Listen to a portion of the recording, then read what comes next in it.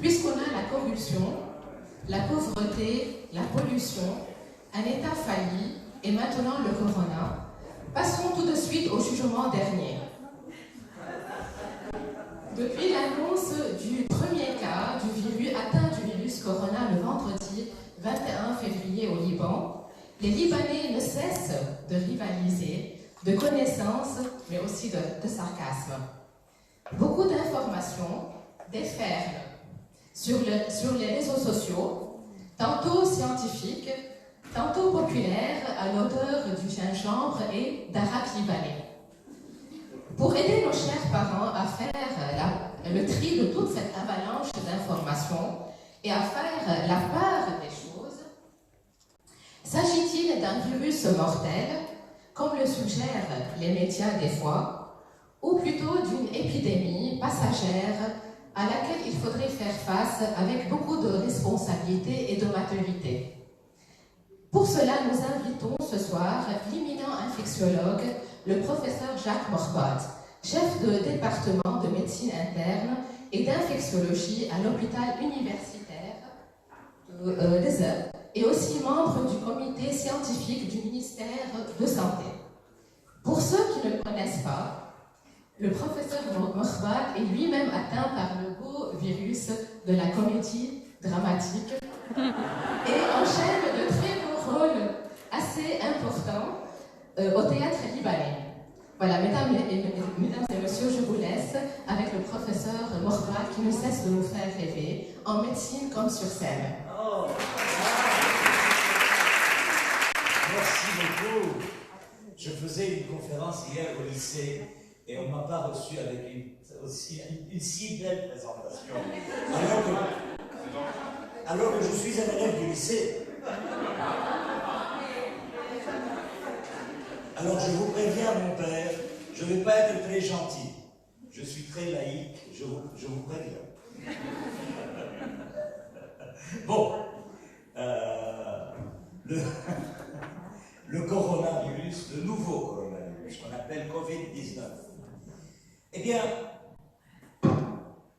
on a remarqué, en Chine tout d'abord, vers la fin de décembre 2019, vous m'entendez au fond, ça va? Oui, oui. Vers la fin de décembre 2019, on a noté des cas d'une pneumonie assez spéciale, assez nouvelle, avec un comportement qui était un peu plus sévère, si vous voulez, qu'on avait noté avec les autres pneumonies virales habituelles. Alors on s'est dit, est-ce que c'est une nouvelle forme de grippe? Parce que vous savez, en Chine, on a souvent, très souvent, chaque année, on a de nouvelles formes de grippe, dont tous les H3N2, toutes les formes de grippe qui sortent de Chine. Alors on a bien sûr pris des cultures, on a mis ça en culture, on a découvert un nouveau virus. Alors on s'est dit, on va le sortir, et on a déclaré le 30 décembre 2019 qu'il y a un nouveau virus qui était du genre de la famille des coronavirus. Bon, tout le monde a dit les coronavirus, c'est pas méchant. Nous connaissons les coronavirus. Chaque année, on a des coronavirus. Il y a 4 sortes de coronavirus qui nous infectent tout le temps, qui sont les virus du rhume banal. Il y a 40 coronavirus dans la nature qui infectent les animaux. Et parmi eux, il y a ces 4-là qui arrivent à pénétrer dans la race humaine. Eh bien, mais on s'est rappelé qu'il y a eu quand même 2 autres coronavirus qui ont été assez méchants dans l'histoire. En 2002, il y a eu le SRAS. Vous vous rappelez, certains d'entre vous peuvent se rappeler le SRAS ou le SARS, qui était arrivé en Chine également et qui a entraîné des pneumonies assez graves avec une mortalité de l'ordre de 10% à l'époque. Mais ça a été vite arrêté et l'épidémie s'est arrêtée. On n'a plus eu de cas du tout depuis 2004. Le SARS a complètement disparu. Puis en 2012, il y a eu un autre coronavirus. C'était le MERS corona.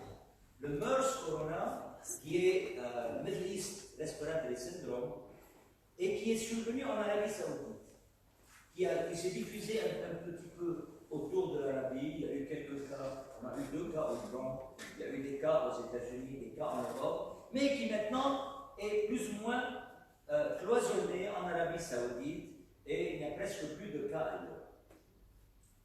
Donc on s'est dit, est-ce que c'est quelque chose comme ça? Mais celui-là, le MERS corona, entraîne entre 30 et 40% de mortalité. Donc c'est pas un virus très sympathique. Là, à ce moment-là, on a pris ce nouveau virus et on a fait un séquençage. Un séquençage génétique, c'est-à-dire qu'on l'a découpé en morceaux et on a étudié tous les gènes de ce virus pour trouver si ces gènes rappellent à quelque chose qu'on connaît. Et on a trouvé que ce coronavirus appartient dans la grande famille des coronavirus, à la sous-famille des SARS. Donc il est voisin du virus qu'on a eu en 2002, mais il diffère un peu. Donc c'est un nouveau virus, effectivement. Okay. Ce n'est pas le vieux SARS, c'est un nouveau virus. C'est pour ça qu'on l'appelle, en fait, dans la terminologie virologique, on l'appelle le SARS-2. Okay. Ça, c'est la terminologie de la maladie, mais le virus lui-même s'appelle le SARS coronavirus 2. Okay. Mais il appartient dans ce groupe-là. Pourquoi on l'appelle coronavirus? Parce que ce virus, quand on le regarde en microscopie électronique, il a autour de lui comme une couronne. Okay. Et donc, une couronne, les cheveux de ce virus donnent comme une couronne autour de lui. C'est pour ça qu'on l'appelle corona. Okay. Ça n'a rien à voir avec la bière. Okay. Avec les couronnes norvégiennes, c'est simplement la structure, l'aspect microscopique du virus. Et donc, à partir de ce moment-là, la Chine était le seul pays qui était touché. Et très rapidement, dans la région de Wuhan, qui est une région centrale de Chine et une région excessivement active du point de vue industriel et du point de vue le virus s'est étendu autour de la ville de Wuhan, dans la province de Hubei, puis ça s'est étendu un peu dans d'autres provinces de Chine. Et à partir de la Chine, vers la fin de janvier, on a commencé à avoir des cas dans les pays environnants, c'est-à-dire le Cambodge, le Vietnam, le Népal, la Thaïlande, un ou 2 cas dans les Philippines, le Japon, la Corée du Sud. Dans la Corée du Nord, aucun virus non sanitaire.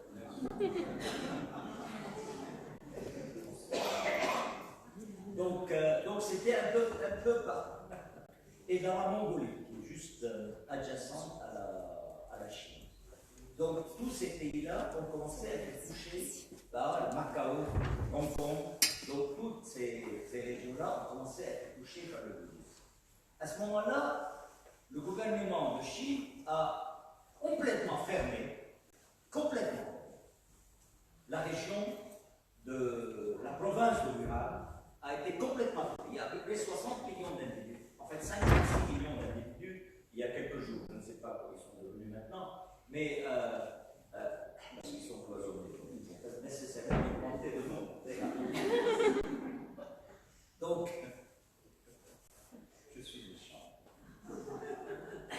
Eh bien, c'est fermé. C'est-à-dire les gens ne peuvent pas sortir de cette région. Ils sont surveillés par des drones qui interdisent de sortir de la maison. S'ils sortent de la maison, ils doivent avoir un masque. S'il n'y a pas un masque, il y a automatiquement un appel qui vient du drone et qui lui dit porte un masque. Les gens il y a une permission d'aller une fois au supermarché et de revenir. Toutes les écoles sont fermées, toutes les industries sont fermées, toutes les usines sont fermées, tous les centres sportifs sont fermés, toute cette région-là est vide. Okay. 56 millions d'individus sont enfermés dans cette région avec l'enseignement strict pour éviter la transmission. Malheureusement, entre-temps, beaucoup de cas ont voyagé. Okay. Tout d'abord, des personnes qui n'étaient pas chinoises ont été soit rapatriées chez eux, soit ont quitté cette région d'eux-mêmes pour revenir un peu partout dans le monde, soit des Chinois qui venaient, qui travaillaient encore, avaient emporté le virus avec eux. Et donc, le virus s'étend un peu partout dans le monde, Et à cette heure-ci, nous avons, ça c'est parce que c'est à la minute que ça vient, 92 123 cas. Hier, quand je donnais la conférence au lycée, nous étions à 89 900 cas. Ok? Donc, pas seulement, pardon. Ce qui est intéressant, c'est qu'avec cette technique qui a été utilisée en Chine, l'épidémie en Chine commence à décliner. Depuis maintenant une semaine, on commence à avoir un déclin de l'épidémie. Et les nouveaux cas, les nouvelles infections en Chine sont inférieures aux nouvelles infections dans le reste du monde. Okay. Donc, on a déjà, la Chine a presque complètement contrôlé l'épidémie chez eux. Mais à quel prix? Déjà, du point de vue économique, la Chine a reçu un très sale coup. Okay. Mais ils ont quand même fait un effort monstrueux au prix des droits de l'homme, au prix de tout ce que vous voulez, mais pour empêcher la transmission de l'épidémie. Maintenant, dans les autres pays, le deuxième pays le plus touché après la Chine, c'est la Corée du Sud, où il y a un peu plus de 4000 individus qui sont infectés et qui sont. Et il y a une transmission locale. Parce que ce qui est très important, c'est de savoir s'il y a une transmission locale et soutenue. Deuxièmement, comment je peux faire avancer? Voilà. Donc voilà les pays actuellement touchés dans le monde. Vous voyez, c'est presque toute la surface de la planète. Le Japon est le pays également touché, avec surtout au Japon, il y a un bateau qu'on appelle le Diamond Princess, qui était un bateau de croisière, qui est également touché par cette épidémie.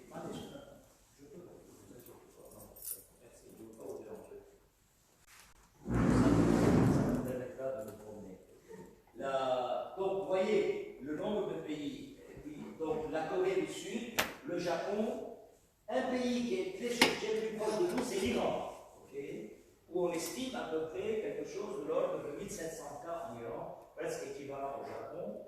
Donc, et donc, ceci représente un gros risque pour tous les pays de la région du Moyen-Orient, puisqu'il y a quand même pas mal d'échanges entre l'Iran et les pays du Moyen-Orient. Presque toutes les communautés chiites vont et viennent, surtout pour des visites religieuses en Iran.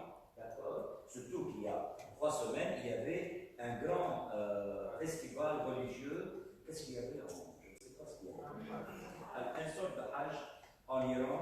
Donc, il y avait un très grand nombre de chiites qui étaient allés visiter en Iran de tous les pays de la région. Donc, vous allez voir comment ça s'est répercuté sur nous. Un autre endroit où il y a eu également, au fond, par exemple, en Corée du Sud, pourquoi la Corée du Sud a eu cette explosion énorme?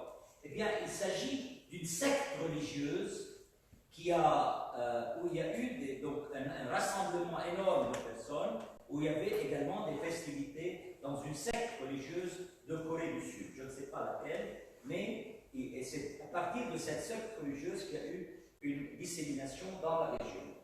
Un autre pays également touché, c'est l'Italie, et c'est l'Italie du Nord, donc la Lombardie et la Vénétie, qui sont touchés par l'épidémie, avec à peu près quelque chose de l'ordre de 900 à 1000 cas, 2000 maintenant, voilà, d'accord. Donc les chiffres augmentent très rapidement. Okay. Les autres pays sont touchés à beaucoup moins de niveau. Okay. La France, je pense qu'ils sont à 150 cas, les États-Unis, quelque chose de l'ordre d'une centaine de cas, le Brésil, très peu de cas, l'Égypte, 3 ou 4 cas, le Liban, il y a jusqu'à présent 13 cas. Les 13 cas que nous avons eus aujourd'hui, aucun cas. Je viens d'avoir le résultat en même temps. Il n'y a pas eu de cas aujourd'hui, parce que nous avons un rapport tous les jours à 5 heures. Alors, à 5 heures cet après-midi, tous les tests faits aujourd'hui étaient négatifs. Hier, on a eu 3. C'est un recensement, écoutez. C'est un recensement, le laboratoire central qui a les kits qui sont fournis par l'Organisation mondiale de la santé fait les tests. Okay. Maintenant, malheureusement, dans ce pays, les gens ne sont pas listés. Les États-Unis d'Amérique, qui est un pays légèrement plus grand que nous, il y a un seul centre, un seul laboratoire unique qui est autorisé à faire le test et qui le fait. Aucun autre laboratoire dans tous les États des États-Unis d'Amérique envoie les tests à ce laboratoire. Et personne ne gueule, personne ne crie, personne ne fait quoi que ce soit. Tout le monde se tait, ils envoient tous au CDC à Atlanta. Tous. Okay. Au Liban, qu'est-ce que c'est? Ça peut attendre. Ce qui fait que, et en plus, ils déclarent sur les social media, moi je suis allé à tel laboratoire, j'ai fait le test et il est positif. Okay. Comment le laboratoire central, comment le ministère de la Santé ne le déclare pas? Comment voulez-vous que le ministère de la Santé déclare alors que nous ne savons pas qui sont les laboratoires qui font les tests? Okay. Et quel test qui n'est ni codifié, ni standardisé, ni validé, rien du tout. Nous ne savons pas. Le seul test qui est validé se trouve au laboratoire central, à l'hôpital Hariri, à l'hôpital privé. Okay. Donc, si vous voulez qu'on fasse des tests tous là-bas, okay. Maintenant, il faut qu'il y ait quand même une réglementation. Le test est en train de se faire 2 fois par jour là-bas. Okay. Donc, si vous voulez avoir des données statistiques correctes, qu'on fasse le test uniquement là-bas. Et enfin, quand même, nous sommes un pays qui est. Je parle de حي شارع بنيويورك يعني معلش فينا نعملهم كلهم بمحل واحد ضروري نعملهم ب 20 محل. C'est ridicule. Et en plus, les laboratoires privés vous font payer. C'est entre 200 et 250 $. C'est pas mal. بيجيني اسعار 360,000 ليره كذا يعني شيء خيالي. شيء خيالي شو عم يدفعوا. Ils sont en train de jouer sur la panique des gens. Donc, il y a un laboratoire central, on fait le test au laboratoire central. Maintenant, s'il y a d'autres, je ne sais pas. Donc, moi, je vous donne l'exact chiffre du laboratoire central. D'accord? Alors, on ne peut pas. La plus belle femme du monde ne peut donner qu'est-ce qu'elle a. N'est-ce pas? Donc là, on ne peut pas vous donner. Je ne suis pas la plus belle femme du monde.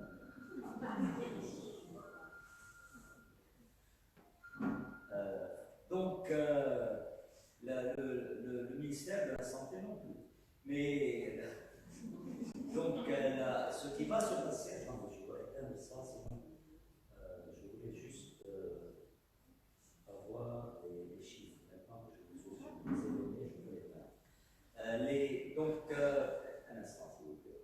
Donc, voilà, de ce point de vue-là, voilà l'extension dans le monde et ce qui se passe au Liban. Quelles sont les personnes qui ont été atteintes au Liban? Nous avons eu un avion qui est arrivé d'Iran.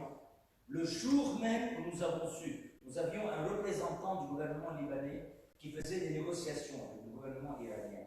Et il a appris le 20 février qu'il y a eu des cas en Iran. Le soir même, le gouvernement iranien déclare 2 décès.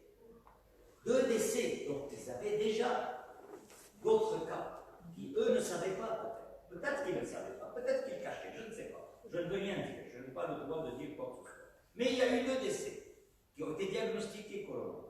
Le jour même, ce représentant du gouvernement libanais appelle le gouvernement libanais et il dit au ministère de la Santé il y a des cas en Iran. Okay? Le lendemain, le premier avion qui arrive d'Iran, le ministère de la Santé monte dans l'avion et fait des questionnaires à tout le monde et il se découvre une dame qui avait des symptômes. Automatiquement, cette dame est prise à l'hôpital gouvernemental, elle est testée, elle est positive. Okay. Quelques jours plus tard, une autre dame de cet avion, qui était suivie régulièrement au téléphone, développe des symptômes. Elle est également amenée à l'hôpital gouvernemental. Et elle est testée, elle est positive. Elle est gardée à l'hôpital gouvernemental. Toutes les autres personnes de cet avion-là, on leur a dit, bon, vous savez, on n'a pas de place. Il y a 2 avions par jour qui viennent d'Iran. Oui, un avion qui vient d'Italie, donc ça fait au moins, et puis je ne sais pas combien de personnes qui viennent de Chine. On n'a pas assez d'endroits pour garder tous ces gens-là dans un hôpital, dans un hôtel, je ne sais pas. Donc on leur a dit, soyez responsables, restez chez vous. Malheureusement, il y a des gens qui ne sont pas responsables, inclus des médecins. Je connais un médecin qui était en Iran, qui s'est promené le lendemain. Oui, c'est malheureux, parce que ça, c'est une responsabilité personnelle. Les deux personnes, les deux Libanaises qui sont n'avaient pas de symptômes minimes. L'une d'entre elles, maintenant, va être renvoyée à la maison parce que les tests sont devenus négatifs chez elle. Elle rentre chez elle. Maintenant, les autres. Puis on a eu un monsieur iranien de 85 ans, qui est marié à une Libanaise, qui est venu au Liban, qui est très gravement malade, d'autres choses, qui est venu rester avec sa femme et qui est en état grave à cause de ses autres problèmes, pas à cause du corona. Puis sa fille également, qui n'a presque pas de symptômes, mais qu'on a détecté par contact, parce qu'elle est en contact avec lui.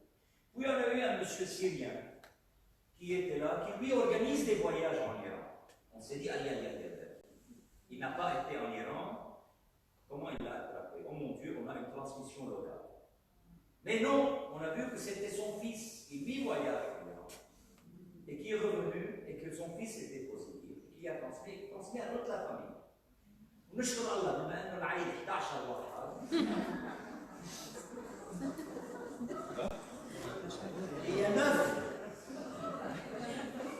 il y a 9 infectés dans la famille. Donc nous avons maintenant 13 personnes qui sont positives. Donc 9 d'une seule famille, 2 d'une autre famille et 2 Libanaises qui sont d'une famille. Ok? Comment? C'est réconfortant, oui. Nous sommes un pays cosmopolite. Bon, donc toutes ces personnes-là sont en bonne santé. C'est juste quelques petits symptômes de rachète. Okay? Un nez qui coule, un petit mal de gorge, une petite toux, et c'est tout, parce qu'aucun d'entre eux n'a de la fièvre. Il n'y a que ce. Oui, c'est tout. Alors, quelles sont les manifestations de ce corona? Comment ça se manifeste? Eh bien, tout d'abord, je vais vous parler de la transmission. Et la transmission du virus se fait de personne à personne. Tout d'abord, on a eu probablement une transmission de l'animal, de la chauve-souris à l'homme. Peut-être. Okay? Beaucoup de gens en Chine vivent en proximité des animaux, vivent en proximité ils vivent avec leurs poules, ils vivent avec. Enfin, un peu comme les gens qui vivent dans certains villages, qui vivent avec les animaux très proches d'eux. Eh bien, c'est la proximité de l'animal, mais à partir de fin décembre, la transmission a lieu entre les hommes. Donc, alors, entre les hommes, il faut un contact assez proche, parce qu'il se transmet par les gouttelettes respiratoires. Et ces gouttelettes respiratoires ne voyagent pas loin. Okay? C'est pour ça que vous m'avez placé ici, parce que là, je suis loin. Donc, j'ai... Oui, là, attention. Mais ça voyage, il faut 1,5 mètre à 2 mètres. Après ça, ça tombe par terre. Donc, vous inquiétez pas. Donc là, sinon, on va m'accuser d'attaquer les jésuites.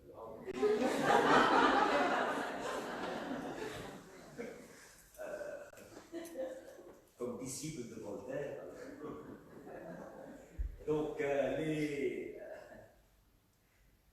oui, donc ça ne se transmet pas par l'air, ça ne se transmet pas par la respiration, ça ne se transmet pas, c'est-à-dire que si on est tous dans la même chambre et que je ne tousse pas, je ne crache pas, il est très peu probable que ça se transmette à qui que ce soit d'autre. D'accord? Donc, c'est pour ça que le risque de transmission nécessite une proximité entre les individus.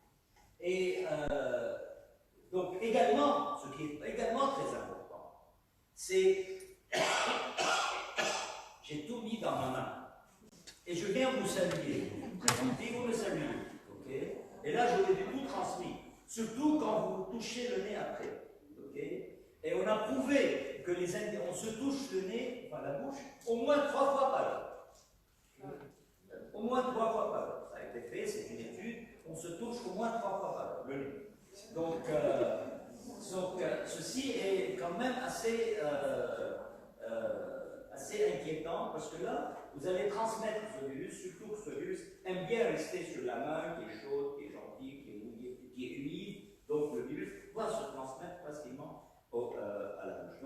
jamais vous saluez quelqu'un, ne vous évitez, vous êtes obligé parce qu'il vous prend la main, eh bien, évitez, tout d'abord, évitez de le saluer. Faites le salut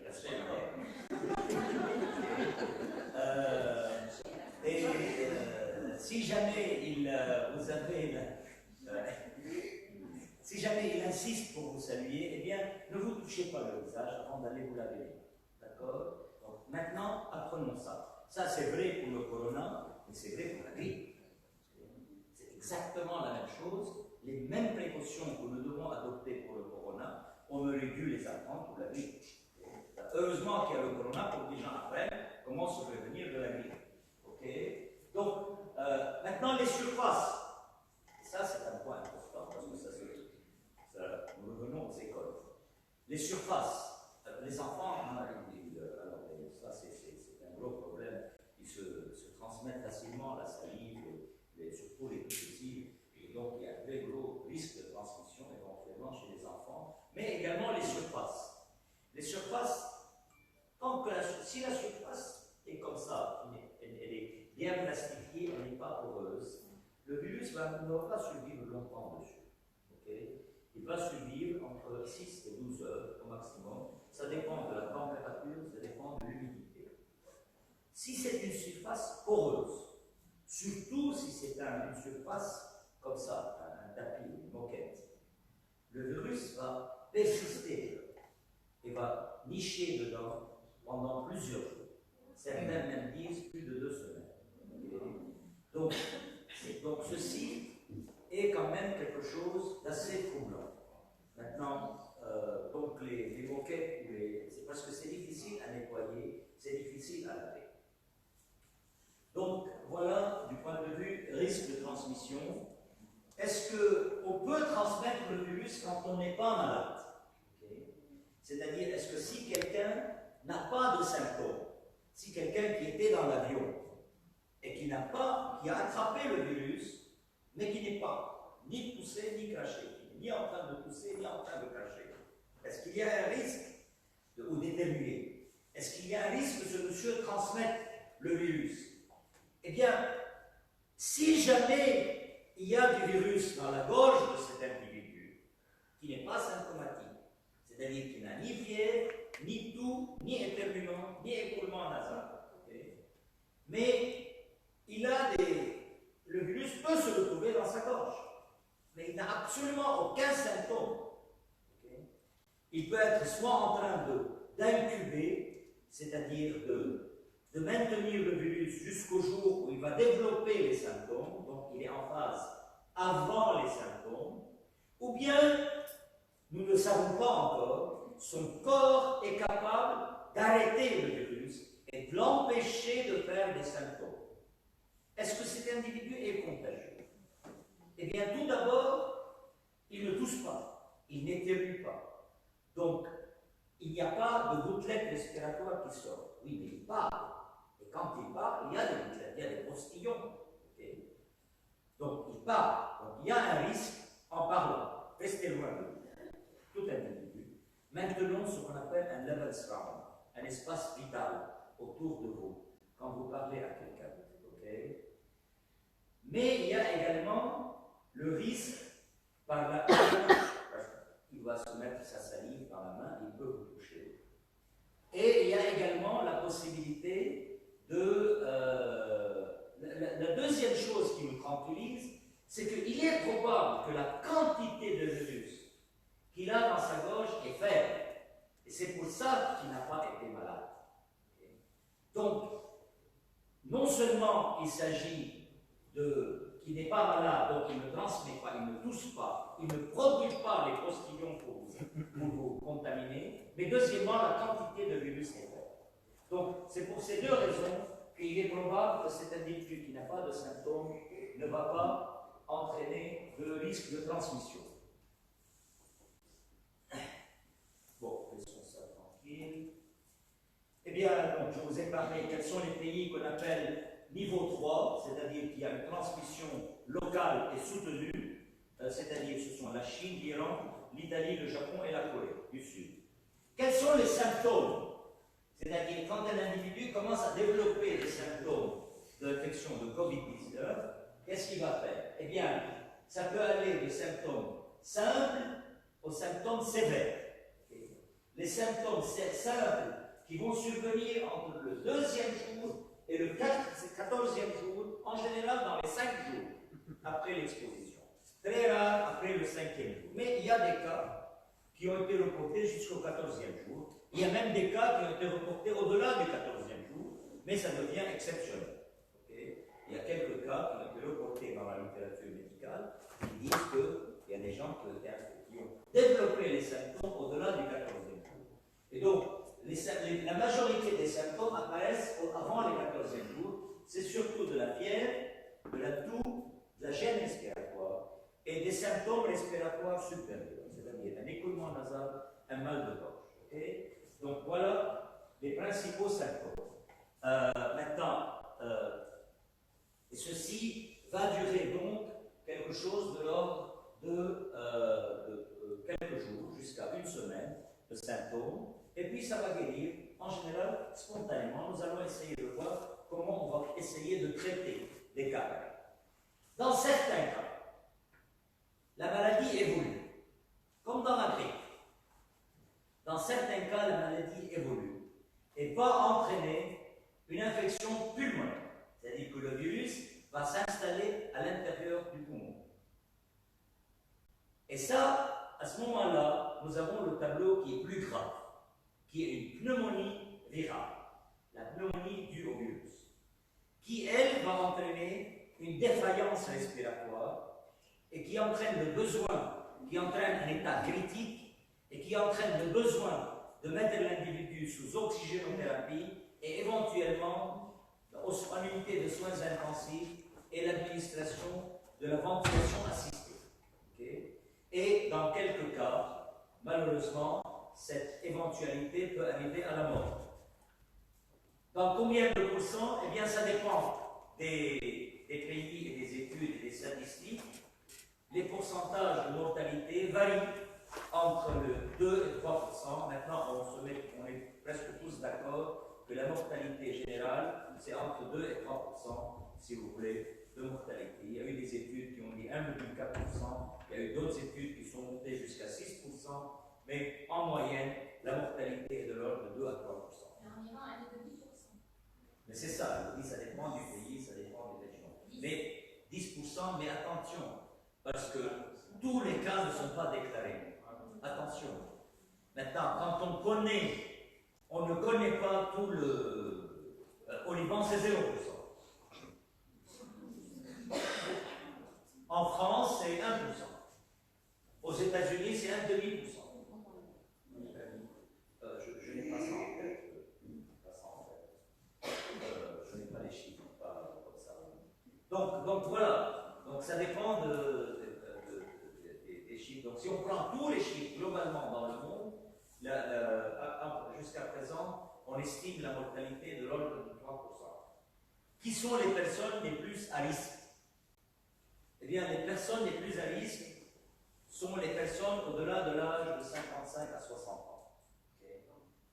Les personnes plus jeunes, en général, ne sont pas à risque de développer des complications graves, elles ne sont pas à risque de développer des pneumonies ou une complication mortelle. Les asthmatiques. Comment? Les asthmatiques. J'ai pas entendu. Asthmatiques. Les asthmatiques. Alors, j'arrive. Les personnes âgées, donc, surtout les personnes âgées, presque tous les cas qui ont eu des décès sont au-delà de l'âge de 55 à 60 ans. Il y a bien sûr les personnes qui sont fragiles, les fumeurs, donc ils sont fragiles du poumon, donc les fumeurs, les fumeurs, les fumeurs, les fumeurs, les fumeurs. Comment expliquer l'athlète iranien qui est décédé à 23 ans? Comment expliquer ça? Oui, il y a, bien sûr, ça arrive. La mortalité chez les personnes les plus jeunes est de l'ordre de 0,1%. D'accord? C'est beaucoup moins que le 3% de la majorité de la population. Si vous dépassez 82 ans, 80 ans, la mortalité est de 14%. Vous voyez? Donc, vous voyez, soyons rééquilibrons les statistiques. Évidemment, les personnes qui sont asthmatiques, les personnes qui ont une fragilité immunitaire, les personnes qui sont cancéreuses, les personnes qui sont sous cortisone, donc toute personne qui est fragilisée du point de vue immunitaire ou du point de vue pulmonaire vont automatiquement, ou du point de vue de l'âge, vont automatiquement, ou diabétiques, le diabète semble être associé à une grosse mortalité, sont plus à risque de développer des complications graves. Donc,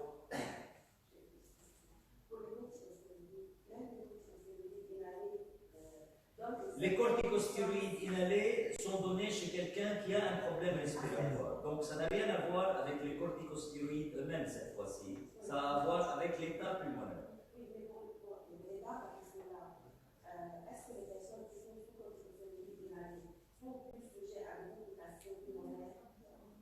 Normalement, les corticostéroïdes respiratoires diminuent le risque de complications parce qu'ils traitent la maladie respiratoire.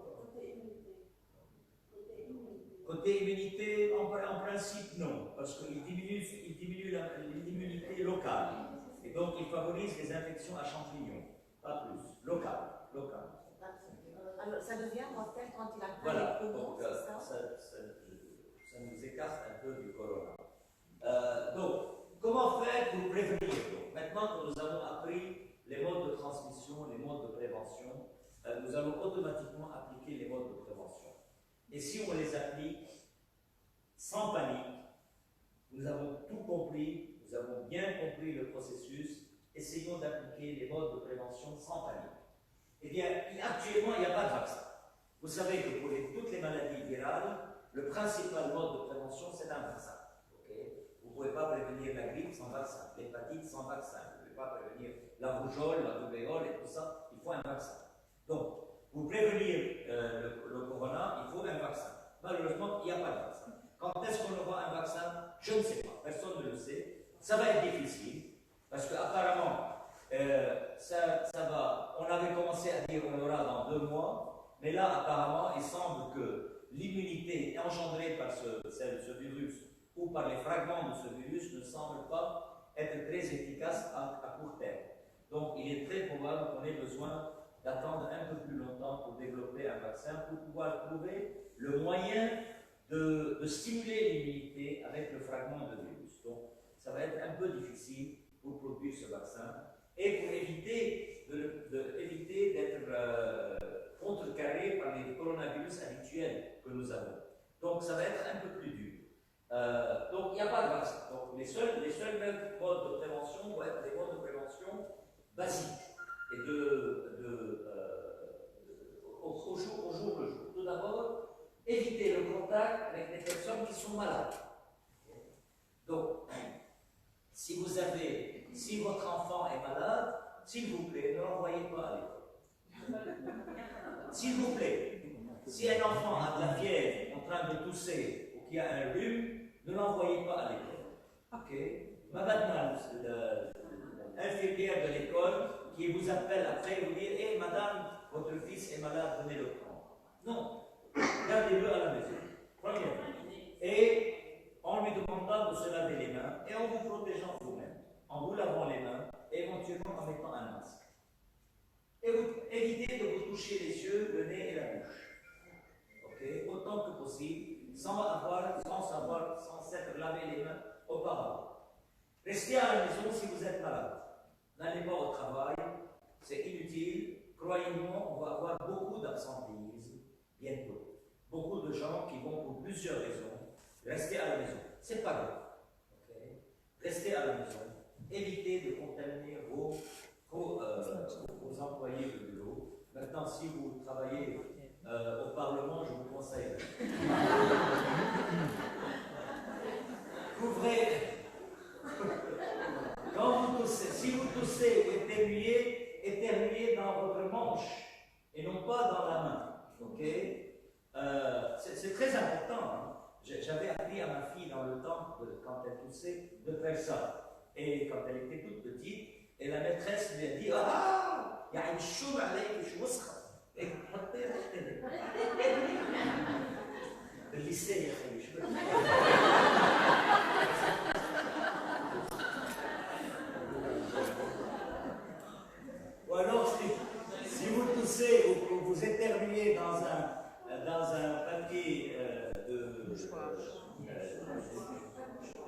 papier Kleenex, il faut le jeter de façon adéquate et ne pas le mettre sur n'importe où. Le port de masque. Ah, j'adore ça. Les gens qui se promènent avec un masque alors qu'ils sont seuls dans la voiture.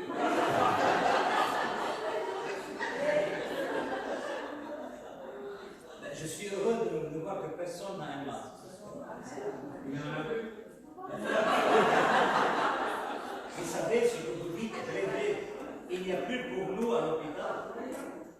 Hier, l'hôpital Hariri n'avait plus de masques.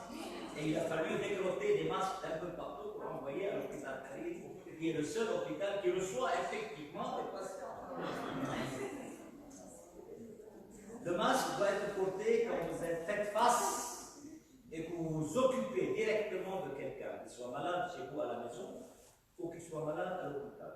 Okay? Donc, inutile de porter un masque quand vous vous promenez dans la rue, quand vous êtes en train de travailler normalement avec des personnes qui ne sont pas malades. Si vous faites face à quelqu'un qui est en train de tousser ou de cracher ou d'éternuer, mettez un masque. Si quelqu'un d'entre vous à la maison est malade, a une maladie grippale, parce que c'est quand même une maladie grippale, portez un masque et lavez-vous les mains. Portez un masque, lavez-vous les mains. Le lavage de mains, c'est un lavage médical. Ce n'est plus un lavage, là, c'est un lavage de mains qui doit prendre 20 secondes. Ok? Et vous devez chanter Happy Birthday to you, n'est-ce pas? Vous m'avez entendu chanter ça à la télévision. Eh bien, chantez Happy Birthday to you et vous aurez fini 20 secondes, si vous ne chantez pas vite. Et pour pouvoir finir 20 secondes, donc c'est comme ça, c'est le dos des mains entre les doigts, les bouts des doigts, et puis comme ça, d'accord? Comme ça, au moins 2 fois, d'accord? S'il vous plaît, c'est très important. Le savon ordinaire est le plus important. Le savon ordinaire. Inutile de m'acheter des savons antiseptiques qui vont vous ruiner vos jolies mains. Le savon ordinaire est plus que suffisant. Le savon de Marseille, le savon de Baladé, l'huile d'olive, c'est excellent, ça marche très très bien et ça suffit. Maintenant, évidemment, en milieu hospitalier ou en milieu, si vous êtes exposé à quelqu'un qui est vraiment malade, à ce moment-là, il faut utiliser du savon antiseptique ou à ce moment-là, mettre du savon qui contient utiliser de l'alcool. Si vous n'avez pas accès à du savon et à un lavabo, vous pouvez utiliser de l'alcool ou tous ces sanitizers, tous ces trucs-là qui contiennent un peu d'alcool. Il vous faut au moins 60% d'alcool pour que vous ayez une stérilisation.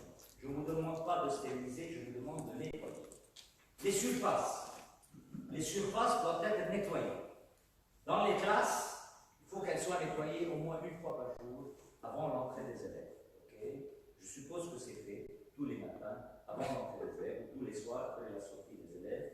Les surfaces sont nettoyées. Ça, c'est très important. Dans les avions, la même chose. On a exigé maintenant que tous les avions, toutes les tablettes à manger des avions vont être automatiquement nettoyées. J'ai appris une chose, par exemple, ce n'est pas la responsabilité de l'aéroport de nettoyer les avions. C'est la responsabilité de la compagnie de l'aviation, qui est quand même délirant. Les seules personnes qui sont permis, à qui c'est permis de monter dans l'avion, ce sont les gens de la compagnie d'aviation. Absolument ridicule. Ou les gens qui ont contracté pour venir nettoyer l'avion. Mais ce n'est pas l'aéroport. Donc nous n'avons aucune autorité directe, excepté à travers l'IATA. Et l'IATA a fait une annonce pour exiger le nettoyage des avions entre les vols. Donc on a ça déjà. Okay. Donc pour le masque, inutile de porter un masque, sauf si on est en train de nous occuper. Je n'arrête pas de parler du lavage des mains. Lavage des mains, chaque fois que vous saluez quelqu'un, chaque fois que vous vous nettoyez le nez, chaque fois que vous toussez ou que vous... Maintenant, si on voyage, parmi ces pays qu'on appelle niveau 3, que je vous ai listé tout à l'heure, évitez d'y aller si vous n'avez pas vraiment, essentiellement, absolument besoin d'y aller. Okay? C'est-à-dire que évitez d'aller en Iran, évitez d'aller en Chine, évitez d'aller au Japon ou en Corée du Sud ou en Italie du Nord. Okay? Évitez d'aller. D'accord? Pour le moment, ce sont les seuls endroits où c'est considéré comme niveau 3. Okay? Ça va changer. On parle déjà d'inclure la France, parce qu'il y a des cas dans certaines régions de France. Donc certaines régions de France, certains départements ont été également séquestrés par le gouvernement français. On commence déjà à parler de transmission locale dans ces régions-là, mais pour le moment, ce n'est pas encore considéré niveau 3. Okay? Donc, très progressivement, je pense qu'on va être obligé de limiter de plus en plus les voyages un peu partout dans le monde. Okay? Tout ça, c'est surtout pour éviter d'arriver à un taux de mortalité élevé.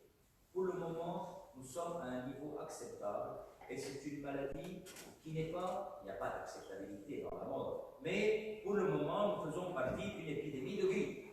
Okay? Donc, on va aller avec ça et on a les moyens de se prévenir. C'est ça qui est important. Okay? On a les moyens. Maintenant, on connaît très bien le virus. Si on apprend et qu'on fait attention, on peut très bien gagner la bataille contre ce virus d'ici 2-3 mois. Okay? Maintenant, lavage des mains. Alors, si vous voyagez, également la même chose, évitez d'entrer en contact avec des personnes malades, ne vous touchez pas les yeux, le nez ou la bouche, discutez le voyage à ces pays avec votre médecin, les personnes âgées ou les personnes qui ont des maladies chroniques, de préférence ne pas voyager, quelle que soit la raison. Nettoyez-vous les mains et lavez-vous les mains avec soit des produits antiseptiques à l'alcool, soit le savon et l'eau. Quand vous revenez, également, informez votre médecin que vous étiez dans un de ces pays, prenez votre température régulièrement et éventuellement restez à la maison en quarantaine pendant 14 jours. C'est ce que d'ailleurs le ministère de la Santé va vous demander. Quand vous arrivez de Chine, d'Iran, de Corée du Sud, du Japon ou d'Italie du Nord, on va vous demander de rester à la maison pendant 14 jours, de prendre votre température et d'éviter les contacts avec qui que ce soit d'autre. Pour les écoles, eh bien, il y a des étapes, il y a tout d'abord. Les écoles doivent établir un système d'urgence pour prendre en charge tout ce qui se passe et d'abord s'assurer que les stratégies pour réduire l'extension de beaucoup de maladies infectieuses qui est prise, c'est-à-dire on va tout d'abord inclure la grippe et l'influenza, qu'on appelle l'influenza, ça fait partie de ces maladies de l'hiver qui sont transmissibles. Donc, prendre une stratégie qui va inclure tout ça, ne pas dire seulement corona, mais corona et influenza et toutes les maladies respiratoires. S'assurer qu'on va utiliser les méthodes de prévention de bon sens, ne pas utiliser des méthodes erronées. Je reprendrai tout à l'heure l'idée d'avoir fermé les écoles dernièrement et je vous communiquerai mon opinion là-dessus. S'assurer qu'il y a des lavages et tout ce qu'il y a de disponible du point de vue lavage des mains, éventuellement l'utilisation, la disponibilité de systèmes de lavage avec des sanitizers d'alcool et le savon qui soit disponible et dans toutes les salles de bain, nettoyage régulier des salles de bain, nettoyage régulier des surfaces d'utilisation par les enfants. Évidemment, revoir avec le médecin de l'établissement, le référent de l'établissement, le médecin référent, revoir avec lui ou elle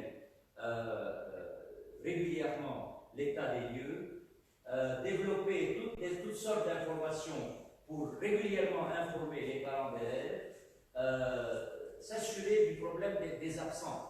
Votre enfant est absent aujourd'hui, madame, pourquoi? Okay? Donc, notons tout ce qui se passe pour essayer de comprendre ce qui se passe. Si vous me dites que votre fils est absent aujourd'hui parce qu'il est en train de tousser aujourd'hui, parce qu'il est en train de cracher aujourd'hui, parce qu'il a fait de la fièvre, parce qu'il a mal à la gorge, parce qu'il a le nez qui coule, moi, comme administrateur de l'école, je vais aller voir tous les enfants qui sont autour de lui en classe et je vais essayer de les surveiller.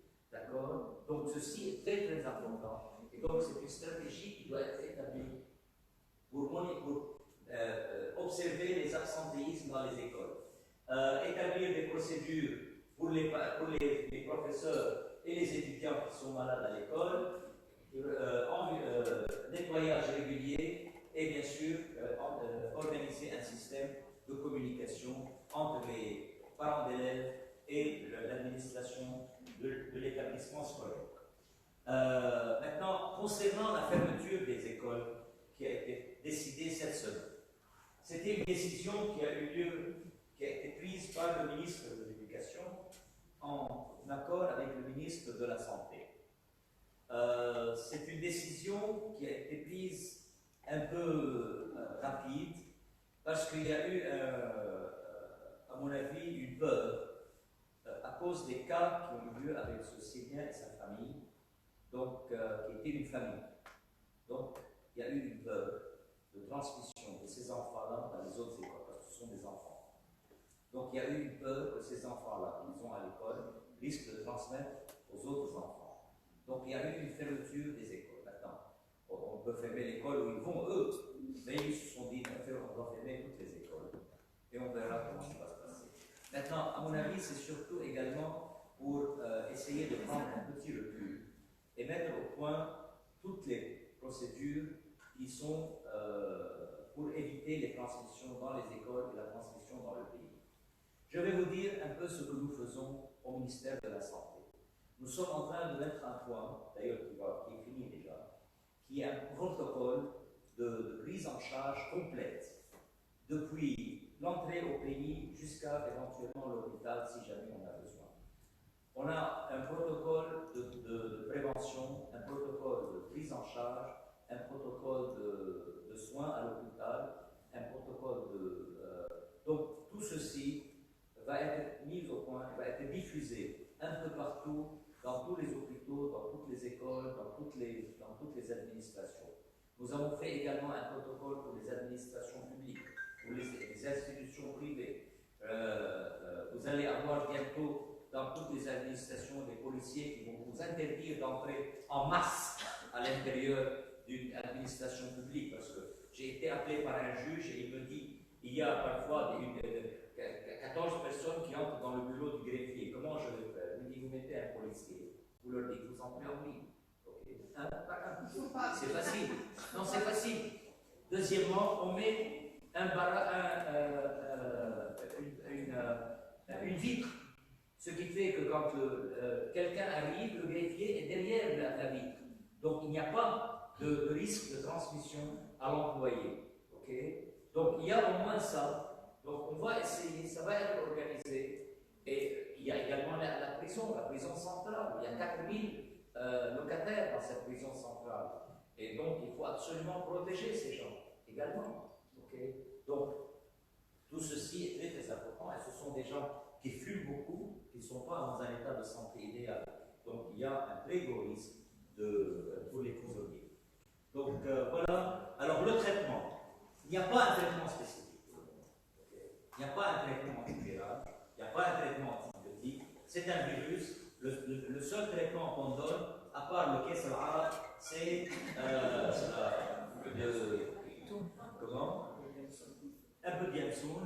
Eh bien, pour le moment, c'est l'hydratation. D'ailleurs, ça marche très bien. Hydrater les gens. Les gens doivent être hydratés. On doit diminuer la température autant que possible, contrôler la toux. Et c'est tout. C'est juste un traitement symptomatique comme vous prenez pour n'importe quel rhume ou pour n'importe quelle grippe. Et la température est un antidote, c'est elle qui tue. Si vous voulez, mais on ne peut pas maintenir quelqu'un qui est dérangé par la température, quelqu'un qui est dérangé par la fièvre, on ne va pas le maintenir dans sa fièvre. Okay? Quelqu'un qui est gêné par la température, on ne va pas le garder fébrile, on va lui faire tomber sa température. À l'état libre, le virus est mort à 27 degrés, c'est ça qui a été. À l'état libre, dans l'air, oui, il va mourir. À 27 degrés, vous savez qu'il y a une température à laquelle il ne survit pas. Bah écoutez, dans le froid, il va survivre. Oui, c'est ça. Donc, et à partir de quelle température il faut monter là. Il faut monter. Jusqu'à 60 degrés. Même un peu avant, disons à partir de 45-50 degrés, tous les virus sont déjà tués. Les individus sont La quinine. Alors, la quinine, j'adore ça. D'ailleurs, les pharmacies sont vides de quinine. Il n'y a plus de même masque, il n'y a plus de chloroquine. Il y a eu quelques études en Chine, parce que vous savez, quand on découvre un nouveau pathogène, un nouveau microbe, on sort tout ce qu'on a dans l'armoire et on le teste dessus. Et là, on a testé l'anivaquine, la chloroquine, on l'a testé contre le virus. Parce que dans le temps, on avait essayé l'anivaquine contre le SARS. Et ça avait plus ou moins contrôlé quelques cas de SARS. On s'est dit peut-être que ça marchait ici. Eh bien, on l'a fait. Et ça s'est retrouvé que ça a eu un effet de diminuer la gravité des symptômes. Okay? Et puis, alors, il y a un grand professeur français que je respecte beaucoup, M. Didier Raoult, qui a dit voilà, on a gagné la bataille. Utilisez la chloroquine. Et tout le monde s'est précipité, parce qu'il y a ce professeur français très respecté, il a dit. Mais tous les autres agents de médecine en Europe et aux États-Unis ont dit non, monsieur, il n'y a pas suffisamment de preuves pour dire ça. La chloroquine n'a probablement pas une efficacité sur le virus, mais il a un effet anti-inflammatoire. Et en ayant un effet anti-inflammatoire, elle diminue l'inflammation dans le poumon, mais ne contrôle pas le virus lui-même. Donc pour le moment, on se calme un peu, on n'est pas sûr de ce qui se passe du point de vue chloroquine. On est en train d'évaluer ça. Il y a 3 autres antiviraux. Il y a 3 antiviraux, vraiment des antiviraux, c'est-à-dire des médicaments qui ont été testés pour l'hépatite C, qui ont été testés pour le virus du sida, qui ont été testés pour l'Ebola, qu'on est en train de tester régulièrement, maintenant, sérieusement, contre le virus, qui ont passé la phase 1, donc qui ont montré leur efficacité, qui sont maintenant en phase 2 d'essai, et s'ils passent en phase 3, rapidement, ils seront recommandés. Donc, on aura bientôt, je pense, déjà en Chine, on commence à utiliser ce qu'on appelle le favilavir, qui est un médicament, on commence à l'utiliser en Chine. Donc, il y a des médicaments, mais pour le moment, rien de sérieux. Okay? Et donc, si oui. Est-ce que vous recommandez de prendre des suppléments en zinc comme moyen de prévention? Alors, les suppléments en zinc, les suppléments en vitamines. Ouais. Je pense que ça enrichit surtout les pharmaciens. C'est très très bien. Vous êtes pharmacien. Je suis désolé.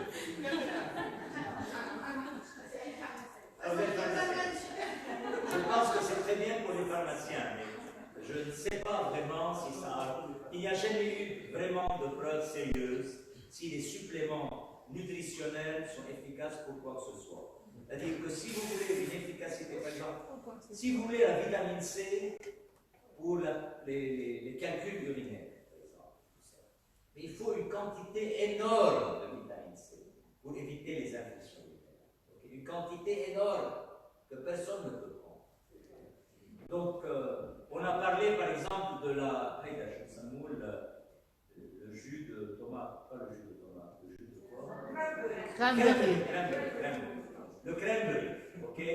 Eh bien, le cranberry, qui ne prend pas de cranberry? Ok? Oh non, non, c'est excellent, c'est très bien pour les infections urinaires et tout ça. Une bonne étude sérieuse a montré que ça ne sert à rien. D'accord? Ça ne sert à rien. Donc, il y a la science, la médecine se repose sur des données scientifiques, basées sur des études comparatives et non pas sur Khalil al-Jabal. D'accord? Mais ça m'a fait mal là, parce qu'au fond, maximum de rejet. Oui, madame. J'ai 2 questions rapides. Est-ce que ceux qui contractent le virus peuvent le recontracter ou bien ils développent une immunité? Et ma deuxième question, c'est quand la personne est en contact avec une personne malade et elle n'a pas de symptômes, il faut la laisser seulement en quarantaine ou bien il y a un test qu'on peut faire pour voir si elle est positive mais sans symptômes? Quand quelqu'un est en contact avec un malade. Elle saura. Et, mais sans symptômes. il faut juste qu'elle soit en quarantaine ou bien il y a un test qu'elle peut faire pour savoir si elle est positive sans symptômes? Merci beaucoup, madame. Et vous avez dit 2 questions très courtes, ce sont des questions énormes. Ça va prolonger ma conférence. Mais de toute façon, j'ai fini ma conférence et j'ouvre la session aux questions si vous voulez. Eh bien, 2 questions très très importantes, je vous remercie. Est-ce que quelqu'un qui n'est pas symptomatique, est-ce qu'il est contagieux? N'est-ce pas? Oui. Est-ce que seulement on le laisse en quarantaine ou bien il y a un moyen de savoir? La première question. Ah, est-ce qu'il peut contracter une deuxième fois? Eh bien, nous ne le savons pas. C'est trop. Le virus n'a que 8 semaines, presque 9 semaines d'âge. Nous ne le connaissons pas depuis longtemps. Donc, je ne peux pas vraiment répondre à cette question.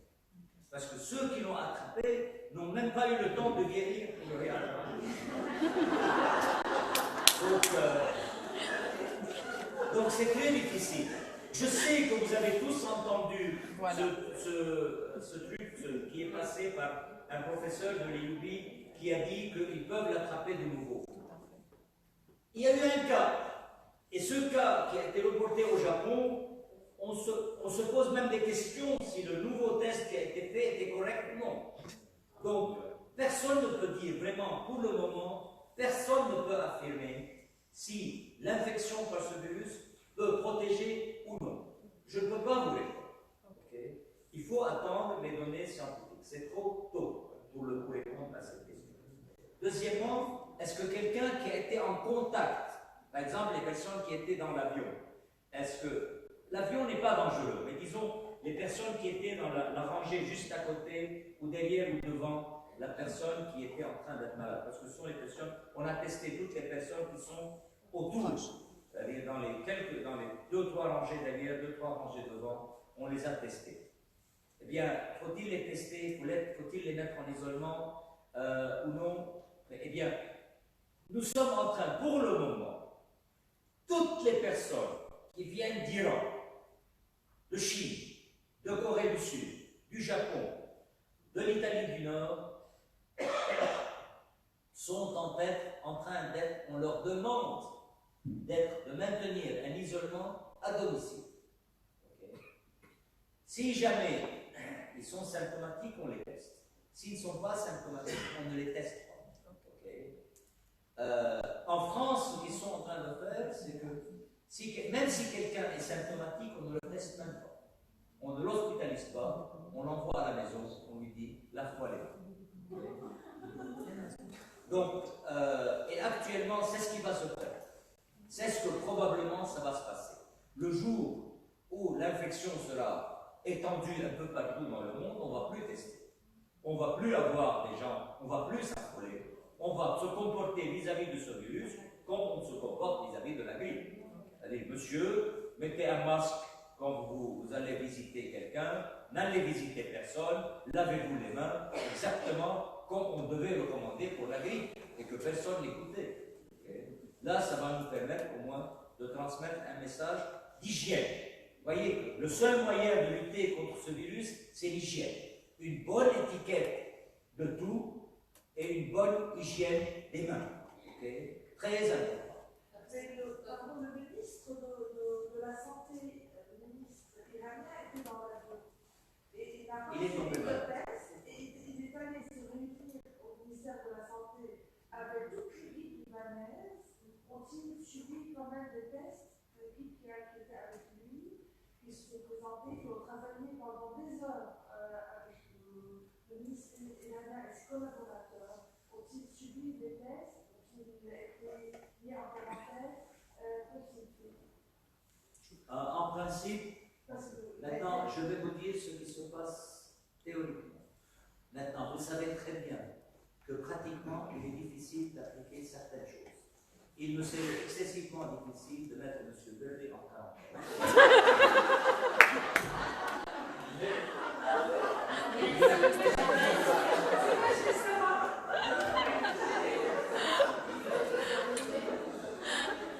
Kamel fi wasayet. Kamel. Comment? Je sais. malheureusement. Mais le ministère de la Santé leur a tous recommandé de rester en quarantaine, à la maison. Certains d'entre eux sont restés chez eux. Certains ne l'ont pas fait. Je vous ai dit que j'ai vu un médecin que j'ai vu à la télévision.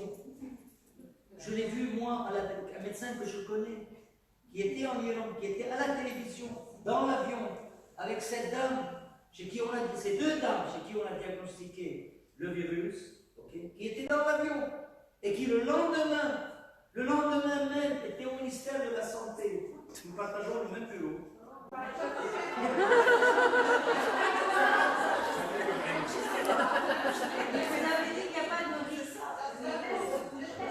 Nous n'étions pas ensemble.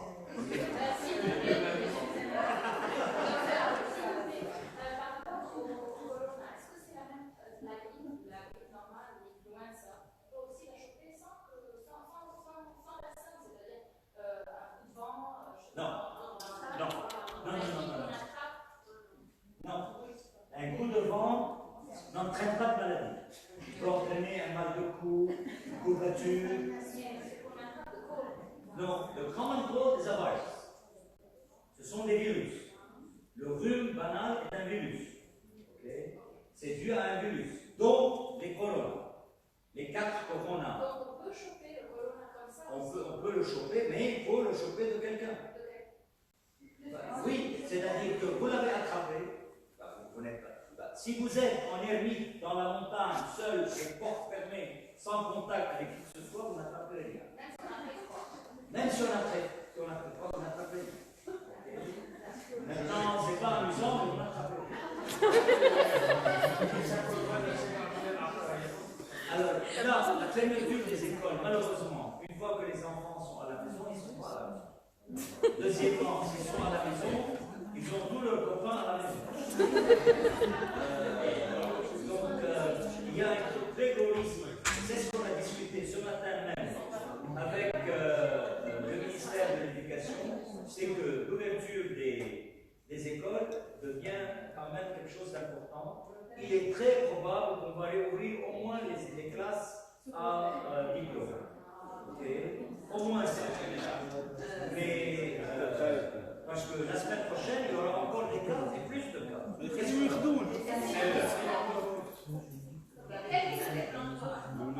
Excusez-moi, il y a une dame derrière.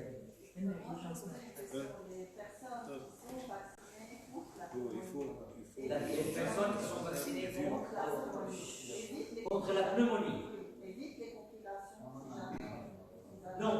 Parce que la pneumonie, c'est le pneumocoque. Vous êtes vacciné contre le pneumocoque, qui est une bactérie, et tout à fait différente de ça. Le vaccin contre l'influenza, c'est tout à fait différent. Ok? Oui? Une personne affectée sans symptômes, si elle va faire le test et sera positif, ou bien est-ce qu'il y a une période d'incubation où le test sort négatif, même quand on est infecté? Vous êtes. C'est sûr, c'est une question très importante, mais on ne le sait pas. On ne le sait pas parce qu'on n'a pas pris un grand nombre d'individus à le test. Ni ici, ni au Japon, ni en Chine. On n'a pas testé toutes les personnes qui sont en contact. Et c'est pour ça qu'on n'a pas un dénominateur commun, on ne sait pas. Peut-être qu'un jour, dès qu'on aura un dénominateur plus grand, on aura 100 000 cas. Mais pour le moment, on n'a pas ce vrai dénominateur parce qu'on a seulement les personnes qui sont symptomatiques. Okay? Ces 82 000 sont symptomatiques. Les symptômes faibles, minimes, tout ce que vous voulez, mais ils sont tous symptomatiques. Je ne peux pas vous répondre concernant les personnes asymptomatiques si elles sont vraiment positives. Ça ne vaut pas la peine de faire ce test-là pour des gens qui viennent. Ça vaut la peine. Ça vaut la peine. Mais ça coûte cher. Ça coûte cher. Et si les Français, les Américains, les Chinois ont jugé bon de ne pas le faire, je ne vois pas pourquoi nous, dans une phase, nous allons répondre nous allons poser cette question. Nous sommes très riches. Nous avons le pétrole. Oui. Est-ce qu'il y a une fièvre nécessairement quand il y a Pas nécessairement. La fièvre existe à peu près dans les 80%. Et par rapport aux animaux, est-ce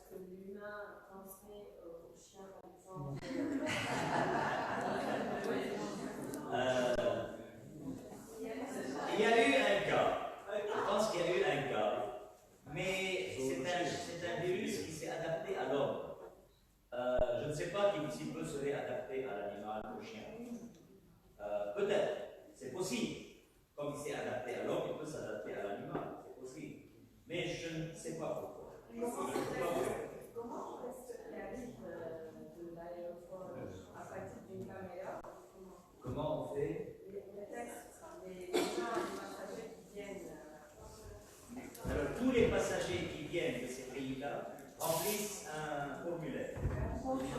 Ils remplissent un formulaire et on détecte la température. Alors, il y a des caméras.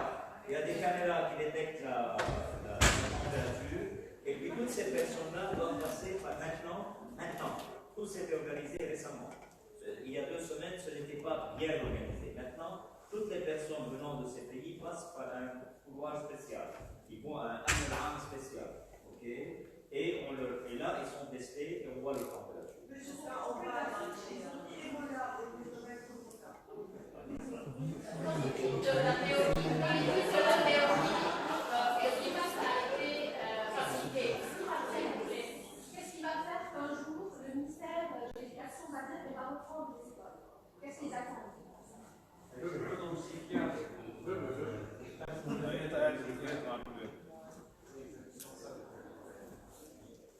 Parce qu'on n'a pas de contagion locale.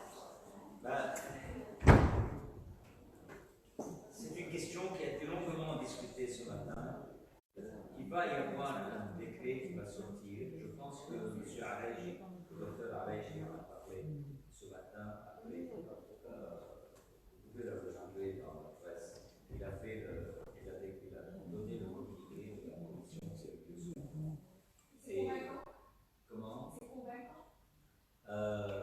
C'est-à-dire que, en principe, on va recommander que les classes à examen, c'est-à-dire le brevet et le baccalauréat.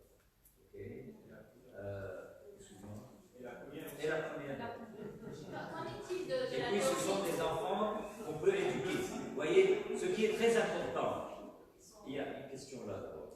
Ce qui est très important, c'est que ces enfants-là vont être non pas un agent de transmission, parce que ce dont on a peur, c'est que les enfants ne risquent rien. La majorité des enfants ne risquent rien. Mais ils risquent de prendre ce virus chez tel pathogène. Et donc, ils risquent d'infecter la grand-mère et le grand-père à la maison. Donc, c'est pour ça que c'est très important. Donc, on va utiliser ces enfants comme un facteur, comme un vecteur, non pas de virus, mais d'enseignement à leurs parents pour l'hygiène et les méthodes de prévention. Donc, l'enfant doit vous enseigner. L'enfant, oui. Qu'en est-il de cette théorie qui dit que le virus a été préfabriqué et qu'on a inclus des éléments protéiniques venant du sida, etc. Eh bien, nous adorons ça. La conspiration théorie. Même on a même accusé Jésus d'être un conspirateur. La conspirative théorie. Vous avez lu là, le livre de Kamal Salih sur la conspirateur, Jesus Conspiration. Voilà. Donc, c'est fabuleux. Nous adorons ça. Mais je vais vous expliquer une chose. Peut-on fabriquer un virus? Peut-on modifier un virus? Oui. Okay. Les techniques génétiques actuelles peuvent modifier un virus. C'est certain. Okay. Quel est l'intérêt de produire une arme biologique? Une arme biologique n'est pas une arme utile, ni efficace. Elle retombe sur moi. Si je vous la balance, elle va revenir chez moi. Donc ça ne sert pas à grand-chose. Les dernières armes biologiques efficaces ont été utilisées par les hordes mongols de Gengis Khan, au XIIe siècle. Depuis, il n'y a presque plus eu d'utilisation d'armes biologiques. Parce que ce n'est pas efficace. Il y en a eu inconsciemment, Inconsciemment, inconsciemment, mais sans le savoir, c'est-à-dire quand les Blancs d'Europe ont éradiqué pratiquement. Ça c'est inconsciemment, mais ils ne le savaient pas. Ils ne le savaient pas, mais ça a eu lieu au Mexique. Mais ils ne le savaient pas. Ce qui s'est Mais intentionnellement, les Mongols, c'était intentionnel, parce qu'ils introduisaient la peste à l'intérieur des villes assiégées. Ici, quel est l'intérêt du Chinois de fabriquer ce vaccin? Attendez, quel est l'intérêt de l'Américain de le faire? C'est en train de retomber chez lui. Oui, je vais vous dire une chose. Toutes les grosses boîtes américaines ont leurs usines au Japon. Le cell phone, ce iPhone que vous avez, fabriqué au Japon. En Chine. Made in China. Les habits que vous avez sont made in China. Tout, les voitures, tout, les pièces de voiture, tout est fabriqué en Chine. Tout est fabriqué en Chine. Donc, l'économie américaine est touchée, d'ailleurs, le Dow Jones est tombé de 1000 points hier. Okay? Donc, c'est la plus grande crise de l'économie mondiale, la plus grande crise de l'économie mondiale depuis 2009. Beaucoup plus grave que 2009. Il y a un crash boursier, et ça va être 2008-2009, donc il y a un crash boursier qui va être énorme. Okay? Donc, s'il vous plaît, essayons d'éviter de parler de conspiration, parce que tout le monde est touché. C'est le moment à jamais de nous tenir les mains. Bon, vous allez me dire les Russes, parce qu'il n'y a pas beaucoup de cas en Russie. J'ai deux questions. La première, le facteur de température, c'est-à-dire quand la température va hausser, est-ce que ça va diminuer le risque du corona? La deuxième question, c'est les piscines. Est-ce qu'elles sont messageuses? Pour le moment, il n'y a pas de recommandation pour les piscines. Pour le moment, la piscine contient du chlore, donc il est très probable que le chlore tue le virus. Donc maintenant, vous savez, on crache, on tousse, on se nettoie le nez dans les piscines et tout ça. Donc oui, c'est intéressant. Mais surtout, le bord des piscines peut être contaminé. C'est de l'eau assez, en général, à 27 degrés. Donc le virus peut être vivant, pourrait théoriquement être vivant. Mais pour le moment, il n'y a pas de recommandation internationale ou locale d'empêcher l'utilisation des piscines. Okay? Surtout à cause du chlore qui tue le virus. Et la température chauffée, c'est là qu'il faut mettre dans les piscines chauffées. Et c'est ce que je dis, les piscines chauffées, elles sont chauffées à 27 degrés. Et la température, c'est la température de la hausse en mai, en juin, en juillet, quand on aura 30 degrés, quand on fera chaud en été. On ne sait pas encore. Je ne peux pas vous dire, ce virus n'est pas un virus de grippe. Le virus de la grippe disparaît à partir d'avril. Ce virus-là, je ne sais pas. C'est un virus qui est différent, dont le comportement est différent. Je ne peux pas vous dire encore. Si on dit qu'il va disparaître, c'est simplement de la spéculation. Je ne peux absolument pas vous dire. Oui, madame. Vous avez dit que le virus, alors, le virus entraîne la mort quand il atteint les poumons. C'est exact. Ah, c'est ça. Et une autre question, une petite question. Vous avez dit qu'il se transmet par la toux, par l'éternuement. Et si on s'embrasse, par exemple? Oui, également. Je disais l'autre jour que j'ai commencé ma carrière en maladie, en médecine, avec le sida. On nous a empêchés d'avoir des relations sexuelles. Il ne nous restait plus que le baiser. Maintenant, on vient de le faire. Comment? Même on ne peut même pas toucher. Merci mon père.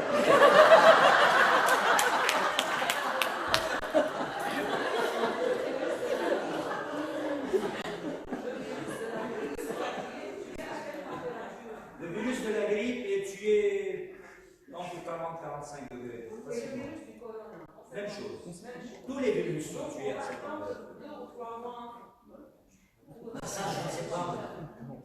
Je ne sais pas. Combien de temps il va survivre le virus dans l'environnement? Mais j'ai expliqué tout à l'heure que sur des surfaces, il va vivre sur des surfaces plastifiées ou métalliques. Ah, c'est ça, de l'ordre de 6 à 12 heures. Dans des surfaces poreuses ou dans des tapis et tout ça, il va survivre plus longtemps. Surtout si c'est humide et froid. Oui. C'est exact. Si il risque de persister, mais vous allez vous laver ça. Oui, c'est ça. lavez-vous les mains. Donc, on fait un prélèvement. On fait un prélèvement nasopharyngé. On passe par le nez avec un écouvillon qui passe dans le pharynx et on fait le prélèvement. Pour le moment, le test est gratuit à l'hôpital gouvernemental de Trier. Dans les labos privés, c'est du pur vol. Si personne ne va aller à Hariri, eh bien vous allez casser. Okay? Avec des tests qui ne sont ni validés, ni certains. L'autre jour, j'ai eu une dame qui a voulu aller la faire parce qu'elle venait d'Italie. Elle s'est dit, je vais aller faire le test dans un labo privé. Affolement à bâbord, le test est positif. Okay? Elle n'a pas de symptômes, mais affolement. Et elles étaient quatre en voyage, elles étaient à Venise. Alors, les trois autres, regardez les dakhila pour les Philippines et tout ça. Alors, j'ai envoyé cette dame faire le test à l'hôpital Hariri, le test est négatif. Et elle va me couper. Oui, madame. Le test que tu offres, c'est vraiment le test. Pour le moment, nous sommes encore en phase de containment, c'est-à-dire l'épidémie est contenue. Mais d'ici quelques jours, elle risque d'être séparée. Pour le moment, moi personnellement, je vous conseille d'éviter les attroupements et les rassemblements de masse. Okay? Maintenant, si un jour nous sommes en phase épidémique mondiale, il va y avoir des recommandations contre toutes les manifestations sportives, toutes les conférences, toutes les manifestations artistiques, même les manifestations religieuses. Déjà, le gouvernement français vient de fermer le pèlerinage de Lourdes. Et Lourdes a été fermé ce matin. Et le Louvre aussi. Oui, madame. Pour toute personne qui a un test positif, peut être aussi validé. Ah non. Maintenant, au Liban, nous le faisons. Parce que nous sommes en phase de containment. En France, on ne vous fait même pas le test. Vous venez d'Iran ou vous venez de Chine, ils ont pris la décision. Très bien, vous restez à la maison. Appelez-nous si jamais vous êtes malade. Même si vous êtes malade, si vous êtes gravement malade, appelez-nous. Ils n'ont pas de place. Ils sont logiques. يعني نحن سكرنا طابق كامل 140 تخت juste pour ça. Alors que nous n'avons que 13 malades. Étant un peu réaliste, c'est quoi la probabilité de containment de la C'est pas فلتين. نعم لا. فلتين كلنا الأقصى. كيف فلتين؟ Ça se fait très bien. Au Liban, il y a rien de, comme on dit, vraiment Ici, c'est clair. Mais c'est là au début. c'est clair, Mais c'est c'est pas pas vraiment franc. Comment? Ce n'est pas franc. Si c'est franc et si c'est honnête. Pour une fois, nous sommes en train de travailler correctement. Je vous assure. Moi, je suis universitaire. Moi, je suis dans une université privée. Ok? Mais nous sommes 5 médecins d'institutions universitaires privées qui travaillons dans le comité du ministère de la Santé. Et croyez-moi, nous voyons ce qu'ils sont en train de faire. Ils sont en train de faire avec un tout petit personnel un travail monstrueux. Et vraiment, c'est sérieux. Alors, s'il vous plaît, ne soyons pas négatifs. Ils sont en train de travailler sérieusement. Essayons d'être positifs.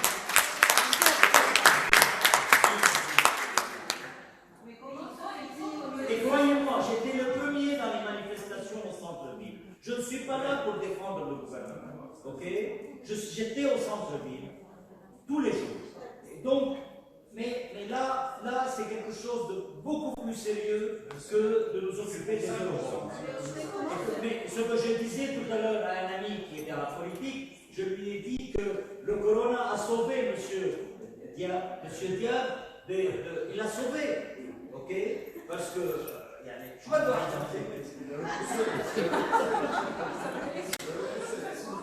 Vous avez vu cette vidéo sortie des États-Unis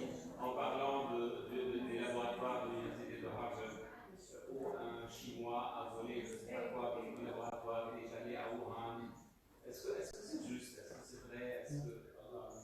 Vous l'avez vu? Oui, oui, j'ai vu. Vous savez, il y a beaucoup de suppositions qui sont extraites de films. Okay. On retrouve les mêmes séquences quand on parlait de l'Ebola, quand on parlait de SARS, quand on parlait du MERS. On les retrouve régulièrement. Okay. Les morts des bombardements chimiques, on les a vus régulièrement sortir en Serbie, en Corée du Sud, au Vietnam et en Syrie. Exactement les mêmes. Okay. Donc, je me demande, moi, qu'est-ce que ça veut dire? S'il vous plaît, ne faisons confiance qu'à une source définie et fiable du point de vue scientifique. Ce ne sont pas les social media, c'est très joli, mais il faut que ce soit référencé. Si vous prenez une donnée de social media, si vous prenez une donnée de l'Internet, il faut que ce soit référencé. Okay. Le docteur Lebedo, il dit que c'était fait pour la frontière syrienne. Alors, il y a eu des fuites. Maintenant, la frontière syrienne est contrôlée. Maintenant, la frontière de Masna est contrôlée. Oui, je sais, c'est sûr. C'est sûr. Non, je vous dis, c'est sûr.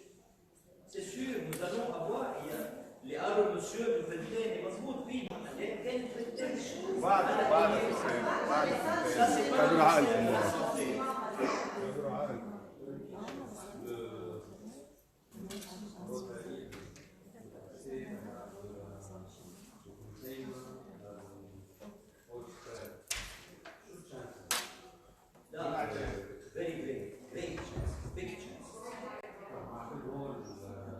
Malgré tout ce qu'on fait, on fait simplement, on retarde fermer les frontières. Si on ferme les frontières, fermons les frontières, ça ne fait que retarder. De quelques années. Ça ne fait que retarder. Nous sommes en face d'un virus qui est transporté par des êtres humains. Nous ne pouvons pas contrôler quoi que ce soit. On ne peut pas contrôler l'entrée du virus. Il va entrer. Il est déjà entré dans le pays. Et il va s'étendre localement. Même ces bus qui sont entrés, maintenant, à partir de maintenant, il y a un contrôle en Masna. Je ne sais pas, je n'ai pas été dernièrement en Masna pour voir comment ça se fait. Mais on m'a dit que c'est en train de contrôler en Masna. Les gens qui sont présents de la Sûreté Générale nous ont dit et nous ont expliqué comment ils ont installé le système de contrôle en Masna. Ça m'a semblé sérieux. Okay. C'est tout ce que je peux vous dire. Okay. Les gens, la structure gouvernementale, la structure étatique, c'est un branle-bas de combat. Il y a une cellule de crise qui se réunit tous les jours. Nous sommes une cellule de soutien au niveau du ministère de la Santé. Okay. Il y a une cellule de crise qui comprend toutes les autorités militaires. Okay. Donc, ils font une structure de contrôle au niveau de la frontière et tout ça. Donc, il y a toute une sorte de structures qui sont en train de fonctionner. Il y a également inclus les camps palestiniens, il y a inclus les camps des Syriens. Il y a le UNHCR qui travaille avec les camps syriens, il y a le UNRWA qui travaille avec les camps palestiniens, il y a la sûreté intérieure qui s'occupe des prisons. Donc il y a toute une structure, tout un branle-bas de combat qui est en train de bouger. Donc ça va. C'est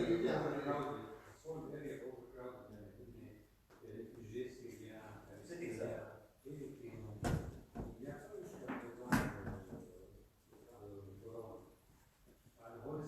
Il n'y a pas eu de cas jusqu'à présent, c'est exact. Maintenant, y a-t-il eu de cas et on ne sait pas. مخيم عين الحلو لحاله في 80,000 زلمه cloîtré dans un endroit qui est plus petit que le campus de Jambour. Donc, comment ça se fait qu'il n'y a pas de... Il y aura peut-être rapidement des cas. Imaginez un cas qui entre dans le camp de Helway et ça va être un feu de camp, un feu de forêt.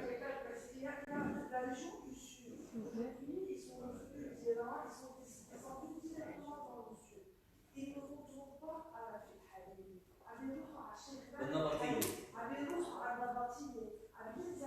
اعتمدنا مستشفى النبطية. Il n'y a aucun contrôle. On travaille avec eux et je sais ce qu'il y a. Il y a beaucoup de personnes affectées. Il n'y a pas eu de contrôle. Mais on ne sait pas parce qu'ils n'ont pas été testés. Il faut dire les choses. Avant qu'ils soient infectés, il faut dire les choses vraiment. Il y a. Je suis dans la direction hospitalière, ils nous appellent pour ça. Pourquoi, puisque vous travaillez dans ça, pourquoi vous ne les adressez pas pour faire le test? Pourquoi vous ne faites pas les prélèvements? Je ne travaille pas dans un hôpital. Nous, on nous appelle parce qu'il y a des cas sévères et donc on doit appliquer. La Croix-Rouge travaille dans tout le territoire libanais. Il y a 13 cas, je ne suis pas sûre, il n'y a pas de 13 cas. Je suis d'accord avec vous. Madame. C'est pas normal. C'est plus partout au Liban. C'est plus même à Chami, à la Messée. Les endroits publics ne sont pas c'est ça. Les cinémas, les mots. Aujourd'hui, on a les écoles. Madame. Tout reste chez soi. Il faut acheter les circulations. Les autocars, il y a des autocars de buffet, il y a des autocars de louage. Il faut compter n'importe qui. On ne peut pas les affecter tous les jours, à chaque campus, à chaque heure. Les autocars, c'est ça le problème aujourd'hui. Il n'y a pas de protocole qui a été mis par le ministère pour protéger les citoyens libanais. C'est tout ce que j'ai à dire. Je suis désolée. Mais ce qu'on est en train de voir et de suivre quotidiennement, c'est très grave. Pourquoi on commence pas par fermer les endroits publics, les malls, les cinémas, Nous allons y arriver. Vous ne pouvez pas vous rendre compte du sale coût économique que ça va entraîner au pays.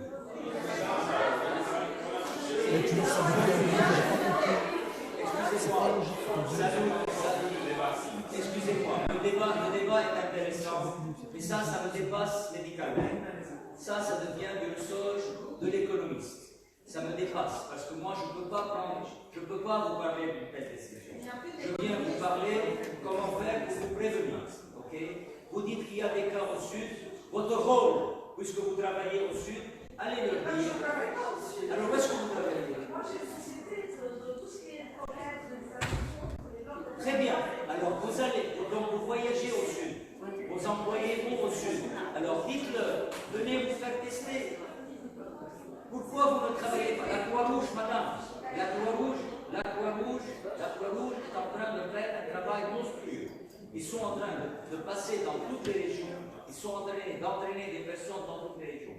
Nous savons très bien qu'il y a une très forte possibilité, et je l'ai dit au début, qu'il y ait des cas en dehors de ces 13 personnes. Je le sais très bien, puisqu'il y a des personnes, comme je vous l'ai dit, qui sont entrées et qui n'ont pas obéi aux directives du ministère de la Santé, qui n'ont pas obéi.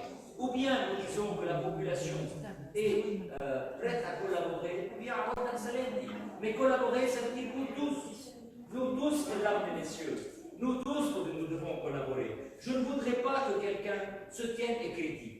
C'est très joli de critiquer, mais s'il vous plaît, travaillez, enseignez aux gens. Maintenant, vous avez pris une session sur les nettoyages. Enseignez aux gens. Dites-leur lavez-vous les mains. Dites-leur. Très bien. La désinfection ne sert à rien. La désinfection, tout ce que je vous demande, c'est le savon. Nettoyage. Oui, madame. Juste une question. Puisque les gens sont récalcitrants au fait d'aller à l'hôpital Hariri, est-ce que le ministère de la Santé ne peut pas imposer aux laboratoires privés d'envoyer ces prises de sang? Nous avons malheureusement dans ce pays ce qu'on appelle l'Iqtisad al-Hur, qui est une maladie. Okay? Et donc, le gouvernement ne peut que faire une directive de Yatamanna, ou Mamnour. Mais les laboratoires privés ne sont pas obligés d'obtempérer ou d'obéir à cette décision. Mais la décision est déjà sortie, la déclaration est déjà sortie du ministère de la Santé. Mais on ne peut pas, mais les gens n'écoutent pas. Vous voyez le monsieur tout à l'heure, il dit oui, mais c'est ça, si les gens n'ont pas envie d'aller à Hariri, puisque tous les cas sont là-bas. Moi, personnellement, si je me sens malade, malade, je n'aimerais pas aller à Halili, mais je voudrais bien qu'on me fasse le prélèvement n'importe où ailleurs et qu'on l'envoie à Halili. Comme vous avez dit que c'est centralisé. Nous sommes en train d'installer dans les 4 hôpitaux universitaires de Beyrouth, nous installons des cellules où il y aura des prélèvements qui seront envoyés à l'hôpital Halili. Donc nous sommes en train d'installer ça. Mais croyez-moi, ça prend du temps, ce n'est pas... Juste une question encore, l'armée, comment vous la protégez? L'armée, les forces de sécurité, qui sont des groupements de gens présents dans les mêmes endroits. Nous avons également un système de prévention dans l'armée, un enseignement dans l'armée et dans les services de sécurité intérieure. Oui.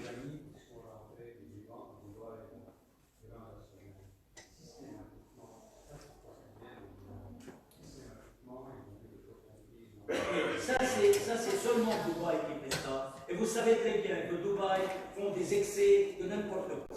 Vous êtes testé tous les 2 ans pour le sida.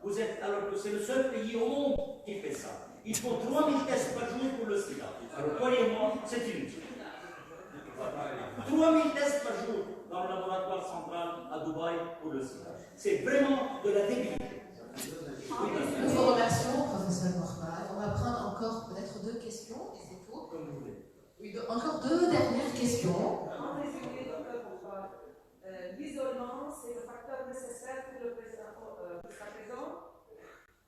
Pour quelqu'un qui a été exposé, oui. Il y a quelqu'un qui vient d'Iran, c'est ça. Et nous-mêmes. L'avez-vous les mains? Écoutez, il est possible qu'un jour on vous dise tous, comme en Chine, restez à la maison. Ne bougez pas. Il est possible. Je ne peux rien dire. بتصير بدك تتطلق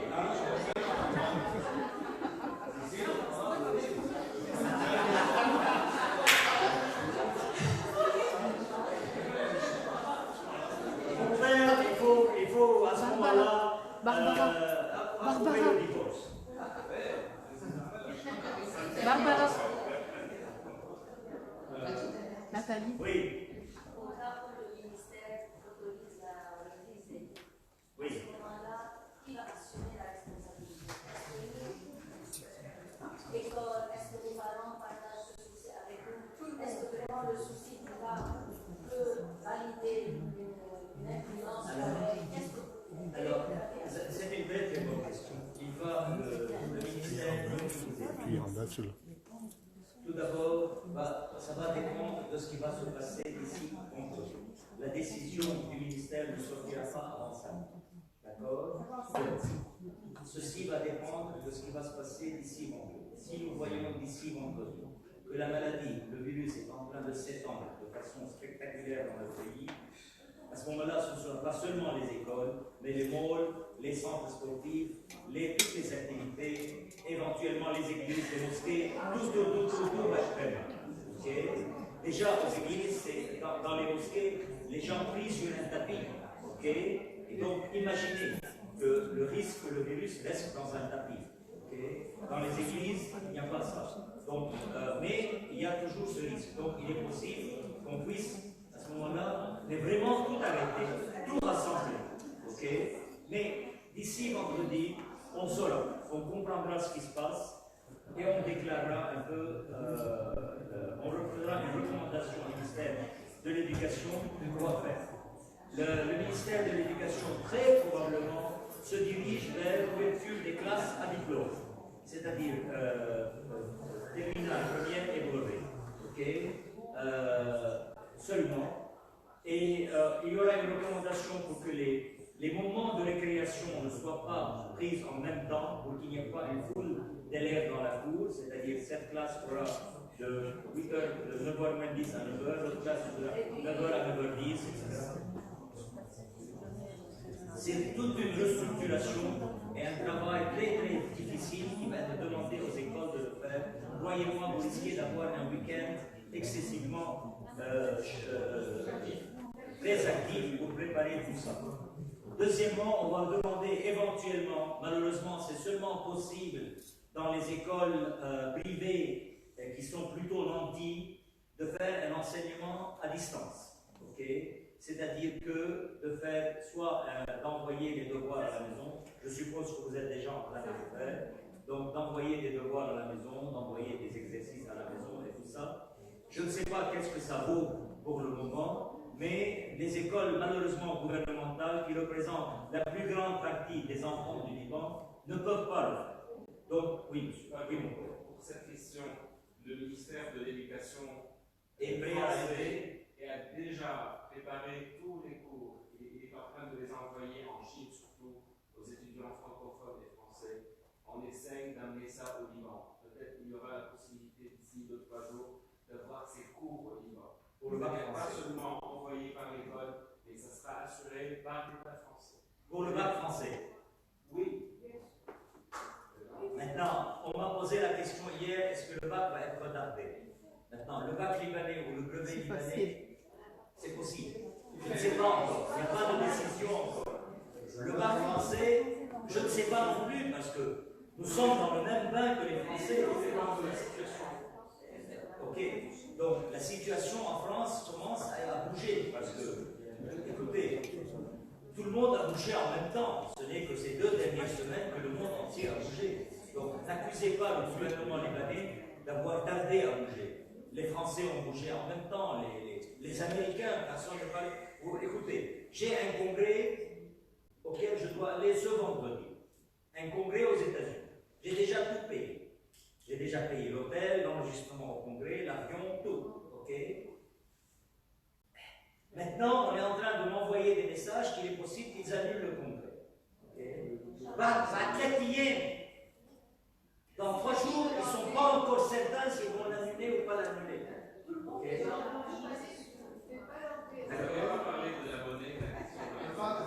Je ne sais pas.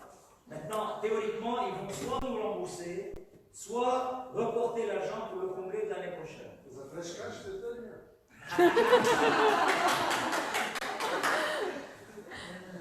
Merci beaucoup, professeur Morbad, pour cette très belle conférence et pour conseil assez pratique.